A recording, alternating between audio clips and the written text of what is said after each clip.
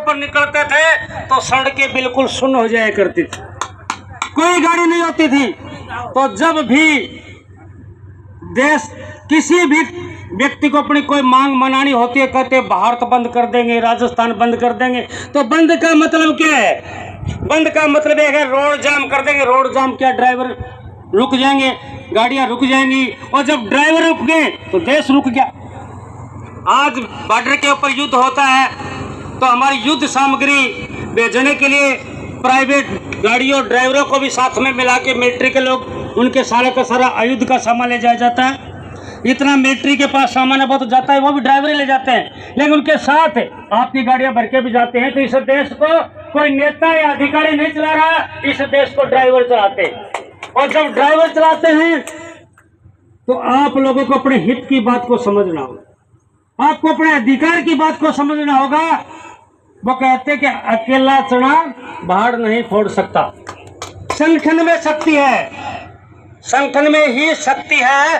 आज आपको बताना चाहता हूं कि हम कहते हैं बड़े सम्माननीय कलेक्टर साहब, एसपी साहब, लेकिन ना एसपी का के लिए कुछ बढ़ता है ना कलेक्टर का कुछ बढ़ता है, क्योंकि आज आईएएस आईपीएस की भी यूनियन है, यूनियन उनके भी संगठन बने हुए हैं। अगर उनके संगठन ना बने हो तो कलेक्टर साहब इतना माल नहीं मारते। कोई भी नेता उठा के उसको कहीं फेंक दे, किसी भी एसपी को बर्खास्त कर दे। तो जितने अधिकारी हैं इनकी भी यूनियन बनी है, इनके भी संगठन बने हैं। और जब सरकार के नुमाइंदों के, उनके अधिकारियों का काम बिना संगठन के, बिना यूनियन के नहीं बन सकता, तो ड्राइवर का काम कैसे बनेगा? कौन सुनेगा आपकी बात? भाई आपका जो कलेक्टर है वो भी एक यूनियन से जुड़ा है। एक कलेक्टर पर कोई बात आती है सारे कलेक्टर देश के इकट्ठे हो जाते हैं, एक एसडीएम पर बात आती है सारे देश के एसडीएम इकट्ठे हो जाते हैं, और जब एक एसपी पर बात आती है सारे एसपी इकट्ठे हो जाते हैं, क्योंकि उनका वो संगठन है। उनकी तो कलम से बहुत कुछ होता है ना, लेकिन बिना संगठन के उनका भी कुछ नहीं बढ़ता, क्योंकि ये सरकारें अगर इनका संगठन नहीं हो तो अपनी मर्जी से चलाएंगी। और ड्राइवर कौन बनता है? पहली बात तो ये है, बुरा मत मानना, क्योंकि हो सकता है कोई ज़्यादा एमए वाला भी मजबूरी में आपका ड्राइवर बन जाए, लेकिन ज़्यादातर लोग ड्राइवर वही होते हैं जो ज़्यादा पढ़े लिखे नहीं होते। उनका पारिवारिक ग्राउंड, यानी परिवार के पीछे का जो ग्राउंड जो है कोई राजनीतिक नहीं होता, उनके परिवार में कोई बड़ा नेता नहीं होता। और जिनके बड़े नेता अधिकारी होते हैं वो लोग ड्राइवर तो बनते हैं, लेकिन प्राइवेट ड्राइवर नहीं बनते, वो भी सरकारी ड्राइवर बन जाते हैं। तो आज हम देख रहे हैं कि सड़कों पर जितने भी ड्राइवर चल रहे हैं वो सारे एक प्रकार से, पहले पुरानी कहावत है कि भाई थोड़ा पल्लो शाम के जाइए, नहीं चोरा में भूत प्लेत बहुत है। औरतों के लिए होता था भाई, लुगाई जो है वो कमजोर मानी जाती है कि तेरा भूतिया लग जाएगा। तो ड्राइवरों की हालत वो है, आप जब गाड़ी लेके निकलते हो तो हर चौराहे पर आपको ट्रैफिक पुलिस वाला मिलेगा, हर अगले चौराहे के ऊपर आपको पुलिस वाला मिलेगा, हर उससे अगले चौराहे पर या रास्ते के अंदर आपको जो एक ट्रैफिक वाला या जो दूसरे आरटीओ डीटी वाले मिलेंगे। अभी हमारा तो देख रहे हैं कि एक आरटीओ गाड़ी खराब है, वारंट खोले बैठे हैं, लेकिन उससे आधी किलोमीटर दूर एक सिपाही जो है कि ट्रक वाले को डंडा खड़का रहा, वो उससे कुछ ले रहा। मैं प्रेम जी को कहा, भाई प्रेम जी वापिस चलते हैं और इसका तो वीडियो बना ही लेते हैं, आज ड्राइवर डे है। तो मैं सबसे पहले तो इस मंच से आपको इसे ड्राइवर डे की बधाई देता हूँ। ये जहाँ तक मेरी आवाज़ आ रही है वो लोग ये ना समझे ड्राई डे का मतलब अलग होता है, यानी सूखा दिवस, उस दिन ठेके बंद होते हैं। और हमारे ड्राइवर भाई तो जो है कि कम से कम ड्राई डे चाहते ही नहीं, क्योंकि गाड़ी चलती ही नहीं। तो ये ड्राइवर्स डे है, ड्राइवरों का दिन है, और ड्राइवरों को अपने हक और अधिकार के लिए अगर लड़ना है, अपनी बात को मनवाना है सरकार से, तो आप लोगों को एक संगठन के साथ जुड़ना होगा। हम ये नहीं कह सकते कि सारे के सारे ड्राइवर एक मीटिंग में आ जाए, क्योंकि आज सोशल मीडिया के माध्यम से एक ऐसा व्यवस्था है कि आप देश में कहीं भी जा रहे हो, क्योंकि आप गाड़ी के पीछे लिखते हो ना कि पापा जल्दी आना, लिखा होता है ना, उसके कितना बड़ा लॉजिक है उस एक छोटे से वाक्य में कि पापा जल्दी आना, क्या कुछ छिपा हुआ है। यानी बच्चों को भी चिंता है कि पापा आप गाड़ी लेके जा रहे हो, पता नहीं किस चौराहे पर एक्सीडेंट हो जाए, पता नहीं किस हालत में क्या हो जाए, अब वापिस आ पाए या नहीं आ पाए। बच्चों को भी चिंता है। और इस दौर से ड्राइवर गुजरता है कि नहीं गुजरता? घर परिवार को संभाल नहीं पाते, घर से गाड़ियां लेके निकलते हो, दूर दराज तक हफ्ता नहीं पाते। जब परिवार को नहीं संभाल पाते तो मैं समझता हूँ कि मीटिंग को कैसे संभाल पाओगे। लेकिन एक भावना से जुड़ना जरूरी है। आप देश के किसी भी कोने में चला जाए, आपके ऊपर जब भी कोई विपत्ति आएगी, जब भी कोई आफत आएगी, तो आपको संगठन ही वहां संभालेगा, संगठन आपके साथ रहेगा। आप किसी भी प्रांत में जाएं, देश के किसी भी कोने में जाएं। आपको एक वाक्य बताना चाहता हूं कि आज से 10 साल पहले गुग्गा माड़ी मेले के अंदर ऐसे कत्ल हुआ था, यहाँ की पुलिस ने FIR दर्ज नहीं की। वो बेचारे रो धो के उस लाश को लेकर के चले गए, डेड बॉडी को। और वो लोग कानपुर के थे, क्योंकि यहाँ तो उन लोगों को जानता नहीं था। लेकिन कानपुर के अंदर जाकर के उन लोगों ने बंद किया, जाम किया, आगजनी की। वहां की पब्लिक ने उत्तर प्रदेश की पुलिस के साथ राजस्थान की पुलिस लगी, और जो काम पुलिस कर ही नहीं रही थी, 3 दिन के अंदर मुलजिमों को पकड़ना पड़ा। आप ड्राइवर चाहे सूरतगढ़ के हैं, ड्राइवर चाहे गोवा गुवाहाटी के हैं, अगर आप किसी संगठन से जुड़े हो तो आपके साथ में कोई दुर्घटना घटित हो जाती है, कोई लूटपाट हो जाती है, कोई अधिकारी मारपीट करता है, हम बराबर देखते हैं। कभी RTO वाले ड्राइवरों को पीट रहे हैं, कभी पुलिस वाले पीट रहे हैं, कभी मालिक पीट रहे हैं। क्या तमाशा है? ये इसलिए होता है कि आप अकेले अकेले लड़ते हो, आप संगठन के साथ नहीं हो। अगर आप संगठन के साथ हो, आप लोगों को बताना चाहता हूं कि अभी पिछले साल आपने देखा होगा, मोदी जी ने कानून लेकर के आया, उसको उस टाइम इसलिए पास नहीं कर पाया कि पूरे देश के ड्राइवरों ने चक्का जाम कर दिया, पूरा देश रोक दिया।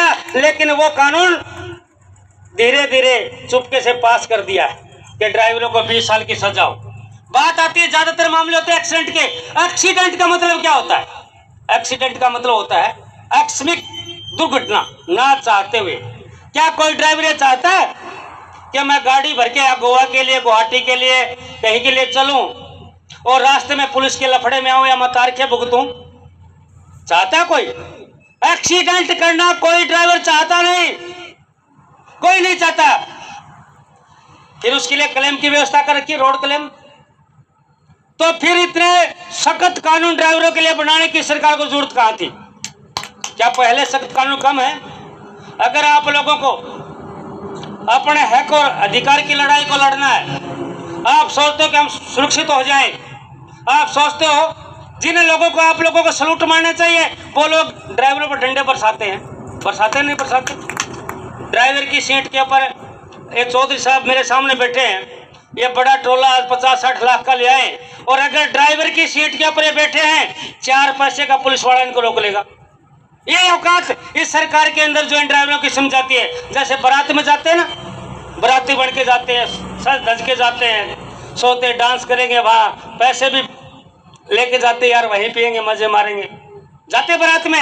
लेकिन बाराती औकात कितनी मानी जाती है? बाराती की औकात कितनी रह जाती है? फेरा पर ही ले जाए आजकल कोई कि भाई जी आ गया, उठे चलो। तो वही जो हालत जो ड्राइवरों की है कि ड्राइवर की सीट के ऊपर जो बैठा था उसका मालिक ही बैठा हो, उसको उसी औकात से देखा जाता है, 2 पैसे का पुलिस वाला होता। आज मैं कहना चाहता हूं इस मंच से कि आप लोगों को एक बात समझनी चाहिए कि आज ड्राइवर इस देश को चला रहे हैं। आप जब गाड़ियां लेके चलते हो तो पेट्रोल उसी से तो जलता है, पेट्रोल पंप उसी चलते हैं, ये होटल सारे उसी से चलते हैं, जितनी भी दुकानें सब्जी वगैरह आप टाइम पर पहुंचाते हो जब तो वो चलते हैं। सारे देश का इधर से उधर आवागमन जो है, जितना भी सामान जो आप चला रहे हो, वो ड्राइवर ही तो करते हैं। और अगर ड्राइवर 24 घंटे के लिए भी अपनी बात को मनाने के लिए देश के अंदर अपनी गाड़ियां खड़ी कर दे, क्या औकात है सरकार की? मोदी जी चला लेंगे सारी गाड़ियां? क्या हमारे बजलाल जी चला लेंगे? कौन चलाएगा इतनी गाड़ियां? तो देश को कौन चला रहा है? देश को कोई नेता नहीं चला रहा है, देश को ड्राइवर चला रहे हैं। यही ड्राइवर देश को चला रहे हैं। और आज इन ड्राइवरों की हालत यह है कि ना तो इनका कोई सरकार अपनी तरफ से बीमा बनाती है। भाई रिस्क लेके चलते हो तो क्या सरकार को अपना बीमा नहीं बनाना चाहिए अलग से? आप अपने बढ़वा लेते हो वो तो बन जाता है, लेकिन सरकार कोई बीमा आपका नहीं बनाती।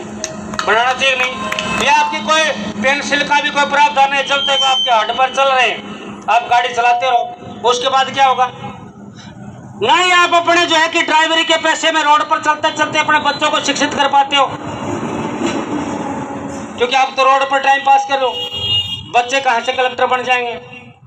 नहीं बन पाएंगे, क्योंकि एक सिस्टम होता है, मास्टर के बच्चे मास्टर, पुलिस वाले बच्चे पुलिस वाले, तो ड्राइवरों के बच्चे ज्यादातर एक लाइन बनती है, ड्राइवर ही तो बनेंगे या नहीं बनेंगे? तो क्या सरकार को इसकी तरफ नहीं ध्यान देना चाहिए? आपको बताना चाहता हूं कि संगठन जो होते हैं वो कई तरीके के होते हैं, राजनीतिक, गैर राजनीतिक, सामाजिक, धार्मिक, यानी हर तरीके के अलग संगठन होते हैं। यानी जो देवताओं पूजते हैं, जो भगवान के जो लोग हमें आशीर्वाद देते हैं, उनके भी संगठन बने हुए, उनके भी संगठन बने, बिना संगठन को काम नहीं चलता। दूसरी बात कि आपका ये जो यूनियंस जो आ रही है, ये आपका जो संगठन है, ये ड्राइवर्स जो यूनियन है, एक प्रकार से ये ट्रेड यूनियन की श्रेणी में आती है। और ट्रेड यूनियन का मतलब होता है जहां मालिक और मजदूर का रिश्ता हो, समझ रहे हो? जहां मालिक और मजदूर का जहां रिश्ता होता है वो ट्रेड यूनियंस होती है। ट्रेड यूनियन ज्यादातर आपने देखा होगा, ये ट्रक C2 वगैरह चल रहे हैं, रेलवे वगैरह में, रोडवेज परिवहन विभाग में, तो ये जो है, क्योंकि आपका भी मालिक और मजदूर का रिश्ता है। आप गाड़ियां चला रहे हो, मालिक की गाड़ियां चला रहे हो, तो मालिक और मजदूर का आपका रिश्ता है। और जब मालिक और मजदूर का जहां रिश्ता होता है वो मात्र संगठन नहीं रह जाता, वो एक प्रकार से ट्रेड यूनियंस हो जाती। तो आप को मैं बताना चाहता हूं कि पहली बात तो हम इस बात से बुरा नहीं मानते कि ड्राइवर आए नहीं, क्योंकि ड्राइवर